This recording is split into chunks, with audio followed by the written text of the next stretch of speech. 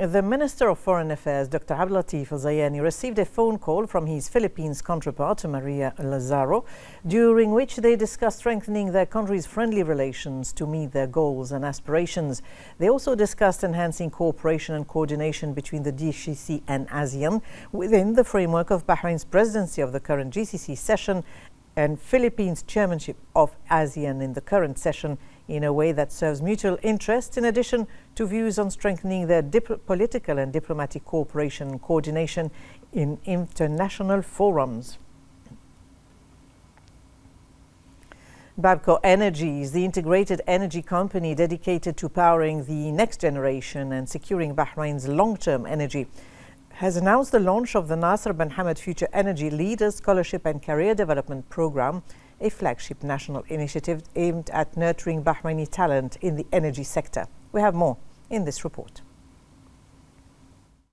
In a move aimed at cultivating future leaders in the energy sector, Babco Energy has launched the Nasser bin Hamad Future Energy Leaders Scholarship and Career Development Program. This was emphasized by the representative of His Majesty the King for Humanitarian Works and Youth Affairs and chairman of Babco Energies, His Highness Sheikh Nasser bin Hamad Al Khalifa, in a recorded video message in which he stated that national talent is the greatest strength and wealth of Bahrain. His Highness highlighted the importance of empowering the next generation to become leaders in addressing future challenges, especially since the program launch represents a steadfast commitment to investing in minds before markets and building the human capital. The launch of the program marked a strategic milestone in Babco Energy's vision to invest in the development and training of future generations and to strengthen their role as the cornerstone of comprehensive development, in line with national initiatives aimed at building an economy based on knowledge, innovation, and sustainability. The program builds on a rich legacy spanning nearly 70 years, as Babco was the first to adopt corporate scholarships in Bahrain, believing that the strength of nations is measured by the competence of their people.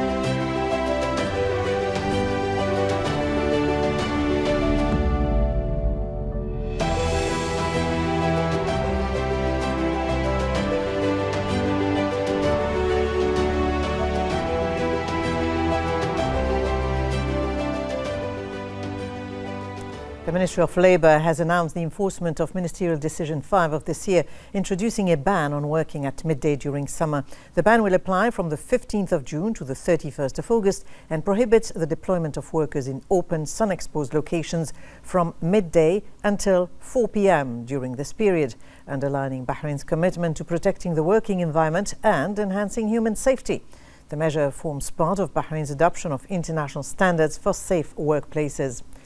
The decision is legally binding and prescribes penalties for violators, imprisonment for up to 3 months, a fine of not less than 500 BD and not more than 1,000 BD, or both. Well, the Ministry of Labour will enforce Ministerial Decision 5 of this year, banning outdoor work under direct sun from midday to 4 p.m. between the 15th of June and 31st of August to protect workers from heat-related illness and injuries.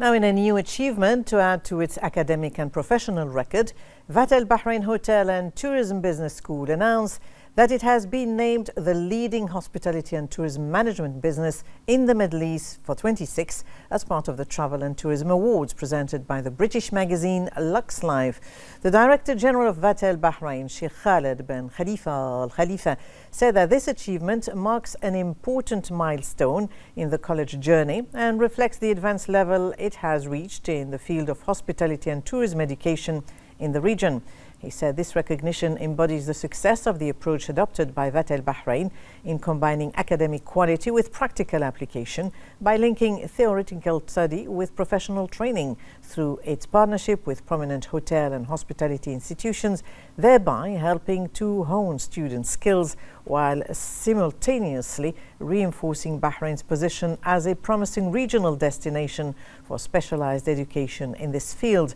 This 2026 award builds on Vatel Bahrain's track record at the Lux Life Travel and Tourism Awards, reinforcing its growing regional presence and underscoring the strength of its academic model, which is based on aligning specialized education with practical application and the needs of the hospitality and tourism sector.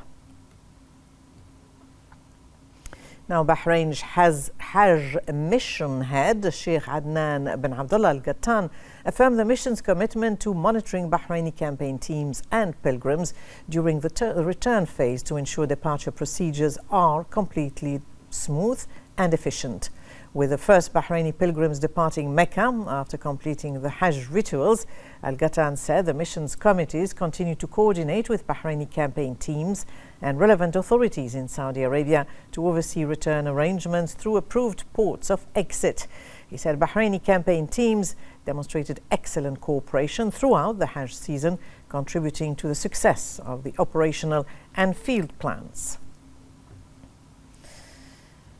Meanwhile, Bahrain International Airport welcomed the first arrivals from the Holy Lands following the completion of the Hajj rituals, which took place in an atmosphere of faith and organization that ensured the smooth movement of pilgrims between the holy sites amid service and health measures designed to facilitate the pilgrims' arrival and enable them to complete their formalities quickly and smoothly. Many pilgrims expressed their happiness at having completed the Hajj, praising the efforts made to provide services and care throughout their stay in Mecca, Medina, and the holy sites. The General Authority for the Care of the Affairs of the Al-Masjid Al-Haram and the Prophet's Mosque has enhanced its operational readiness at the Prophet's Mosque to receive worshippers after Hajj through a comprehensive system of organizational services. The authority stated that its operations included ensuring the readiness of 141 gates to regulate entry and exit in both the men's and women's sections, as well as the provision of 100 organizational corridors throughout the Prophet's Mosque and its courtyards. And pilgrims who were not in a hurry performed the farewell tawaf on the third day of the days of Tashriq at Masjid Al-Haram, marking the conclusion of the Hajj rituals amid an integrated operational system that contributed to the smooth flow of movement within the masjid and its courtyards, while pilgrims continue to depart for their countries after completing the fifth pillar of Islam. Masjid al-Haram witnessed orderly movement as pilgrims entered, exited and performed the tawaf thanks to the approved operational plans for crowd management and traffic flow organization, alongside the intensification of guidance, health and medical services and support services provided by the relevant authorities to ensure the safety and comfort of the pilgrims. This Hajj season is thoroughly devoid of any epidemic outbreaks or threat that affect public health, according to a statement by the Saudi Ministry of Health. It added that the general health conditions of pilgrims have been stable and assured throughout the whole season, despite the consecutive epidemics that engulf the world, along with global health developments that precipitated leveraging the highest levels of surveillance and alertness.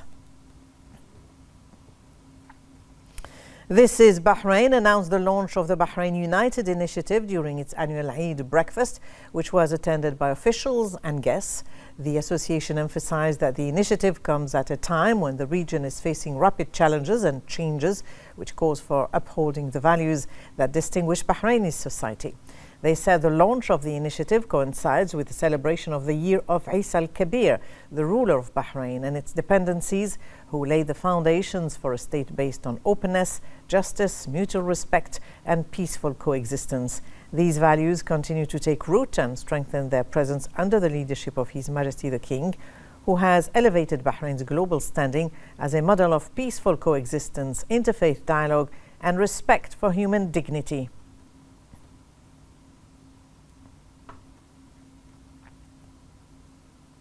Centuries, building on the work of Isa al-Kabir, all of His Majesty the King's noble ancestors have built on this wonderful heritage of peaceful coexistence, religious freedom, human dignity, compassion, kindness,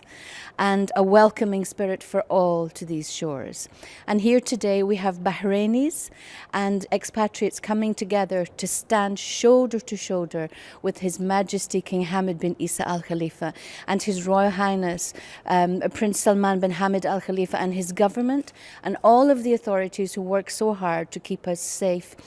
and to really protect our very cherished way of life.